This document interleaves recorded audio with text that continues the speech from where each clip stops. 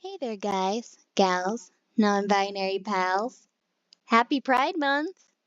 I know, I'm uploading this like super late and that Pride Month is almost over. I'm sorry. A lot's just come up with my life, and I'm sure it has for like some of my fans too. So, we don't need to worry about that. I can always just like give updates and announcements on a separate video if I ever need to. But, anyways, I figured that for this video, I'd give out my tier list of all the pride flags just based on their design. And we have about like 27 or so flags to go through, so I won't go into too much detail as to why I picked the ranking that I picked. It's just my own opinion. You don't need to get too upset about it, alright? Alright. Anyways, let's start off with some easy ones here. We have the classic pride flag, and you know that we gotta put all of these and official pride flags on the all timer here. Like you just see them around everywhere you go. Anytime that there's a mention of the LGBTQ community, it's just common sense here. And then of course, like my absolute favorite flag, although that's probably a bit biased because I represent that flag, but it's whatever, like it's got all the colors that you could ever need for a bisexual flag. It's got the pink to represent attraction to women, and then the blue for men, and then the purple for any gender in between. And then, like, a very similar design here for the poly and pansexual flag. Like, obviously, I don't want this to change here. Like, these colors, like, I love how much they just pop out compared to the bisexual flag. Although, I will say that for the polysexual flag, they could have made the colors a little bit more bold, but I still like this color scheme overall. And then next we have like the polyamorous flag, which I do appreciate that they decided to put the pi symbol on there. I'm kind of a math nerd as you can tell. And like I don't know, there's something about adding like a certain number symbol that just makes sense when you're thinking about a polyamorous relationship, which is just involving at least three people, like, thruples and stuff like that. I'm not sure how to feel about the overall color scheme, but I feel like if it weren't for this symbol on here, I probably would have ranked this lower. So I'll just say that this is a good flag overall. And now for the lesbian and gay flag, I'm also gonna say that we should not change this at all. I absolutely love how like it just gradually shifts from one set of colors to another, and it also kind of just reminds me of an ocean view, like both for midday and a sunset. And next up is the asexual flag. I thought this one was pretty cool too, especially with the black and white color scheme. Because I don't know what it is about the colors matching up with the purple, but it just kind of gives like a satisfying look to the design itself. And also just the black to white scaling here just kind of really like represents like all sorts of types of asexuals really well. It like if you know, you know. But for the demisexual flag, however, like I see what they were trying to go for here with the same colors as the asexual flag, and that it's like half asexual because of the word demi in there. But like it- there's I don't know, it kind of looks weird the way that they decided to shape out each of these colors. If I were to ever like design something like this myself, I would have had it like cut in half diagonally and just have the exact same color pattern as the ace flag, just filled in on the half that still remains on the flag. Just turn it into a whole triangle flag with Nepal. But that's probably just me. Uh like okay, like I'll still say it's like a good flag, but there's definitely some changes that I would want to make for this. But if you like it the way it is, that's fine by me. And next we have the trans flag. I love the colors here. I think it's really cute. The pastel blue, pink, and white here. It really does a good job with representing trans men, trans women, and then anyone else that might be outside of the gender binary. Um, I don't know. I don't think everyone's a fan of pastel, so that's why I'm not putting it under never change. I'm just gonna put it under great flag for now. And the next one is the non-binary colors. This one I'm also gonna just put under gray flag, just because there's like one change. Just it's a small change that I really want to have done at some point, and that's just to switch the white and the yellow. I feel like just having it go from lightest to darkest colors would just feel so satisfying to my eyes. I mean, I do love like the color scheme that they decide to go for overall, anyways, because they have a lot of gender neutral colors here, like the yellow and purple. And then we have the gender queer flag, which again, like it also like sort of has those gender neutral colors, or at least that's how like a lot of people would see it. And it's pastel, so like not everyone is a fan of it. I mean, I kind of like pastels, but I don't know. There just doesn't seem to be like enough saturation for it, and there's something about like the light shade of purple combined with dark shade of green that just feels a bit off. Like it's a good flag, but I think we just need to go back to the drawing board on like certain hues on the purple and green here. And then there's the gender fluid flag.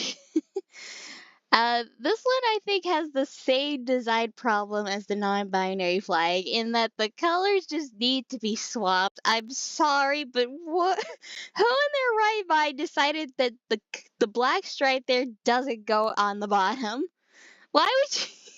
Why would you decide that it's pink and blue at the top and bottom, and then afterwards it's white and then black, approaching purple in the middle? Why? Why can't you just swap the white and pink and then switch the black and blue? It it just hurts my brain to look at when it's not at a fine gradient like that.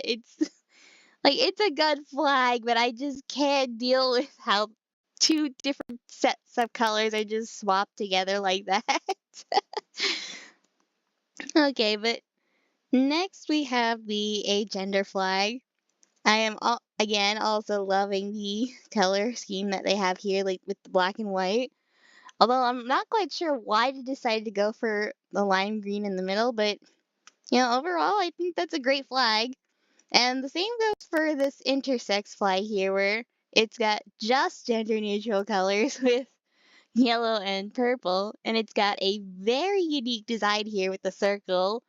And like, some of you are probably confused as to like why I think this is like very unique and all that when like you have the polyamorous flag with the pi symbol here.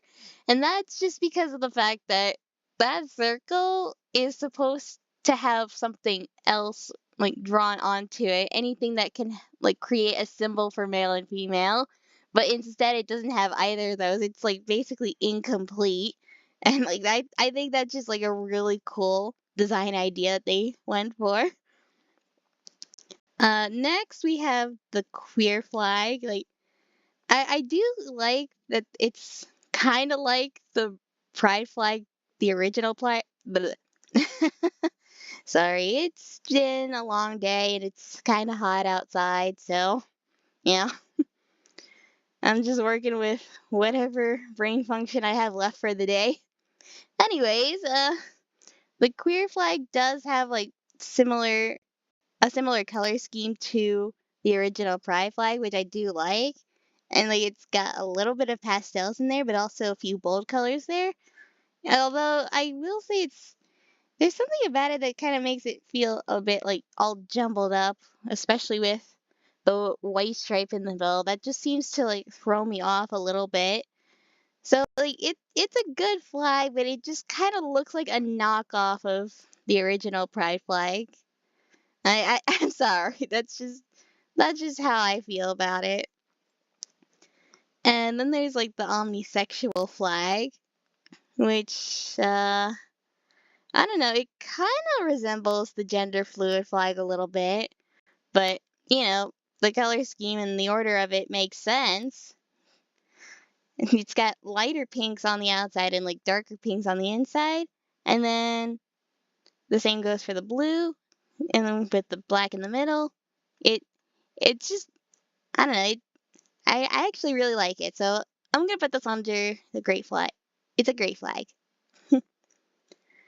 Then there's the aromantic flag. Like I do like that they changed the purple to the green just so that like it can kind of tell you that it's a lack of attraction, but it's with a different kind of attraction. That's kind of what I thought of when I was comparing these flags together. Although I can't help but to critique the two different shades of green that they decided to go for instead of just leaving it with one shade of a darker green and just having it match the asexual flag. You could have had it in the same order as you did before, but to just replace the purple with the green, it would have been so convenient. So, like, it'll go under gray flag for now. I still think we need to change that little feature here. And you know how I feel about the demi flags, how they have that black triangle there instead of being cut in half, having the same color pattern as the aromantic or asexual flag. So you know I gotta put it under good flag. And then we have the questioning flag, which like it's okay. Like it's got a good simple color scheme going here, but I just don't know about it having to be orange, yellow, green, and blue, especially in the specific shades that they are. It looks a little like off-putting, like a little like unclean kind of. Although I do like the question mark that they decided to put on here to represent this group, so like that that will that will suffice for now. So it's a flag. Like it's a flag. And then this flag here is actually it's also the lesbian flag, but it's actually like a bit outdated, so I don't recommend it's here. And then we have like and then there's the straight flag, not straight ally flag, like just straight flag. You see like a bunch of homophobic and transphobic people use this flag. Just no. Get it away from me. Get it away. Although the ally flag, definitely keeping that. This is great. I love it. It's got the rainbow A for it to show that it's an A for ally, that it's showing support for queer and trans people overall. So, okay. We're down to two more. And this is the abrosexual flag that like I actually recently found out what that meant. And I didn't want to explain all of these because then the video would take way too long. So I'll just have like some definitions, like some links to it in the description or something. So I don't know. I do like this one. I got a comment once about this flag saying that it looked kind of like a watermelon and and now I can't unsee that. Like I think this is a great flag. Like I don't normally see greens and pinks working together, but for this one they were able to make that work. And then lastly we have the drag pride flag, which represents people who dress and perform in drag, in case you didn't know about that. But yeah, I will say that this is like a good design. I do like the crown that they have in the middle. But like there's something about like the shades of pink and blue that just they're not quite bold enough. Like they are I don't know how else to explain this, but like the pink just isn't pink enough. It's got a little bit of purple in there. And the blue just kind of looks a little too much like a smoky blue. And with the crown, could have balanced out the color ratio more and just made that a different color besides from pink and blue. So Like this is a good flag and all, but there just needs to be a lot of changes with the color scheme. And that's all the flags that I have on here. If you like have a different idea of what this tier list is supposed to look like, just let me know. Like, and I'll try to hear your reasoning out. But like, I don't know. I don't think you're gonna change my mind very much on any of this. So thank you for watching and happy Pride Month.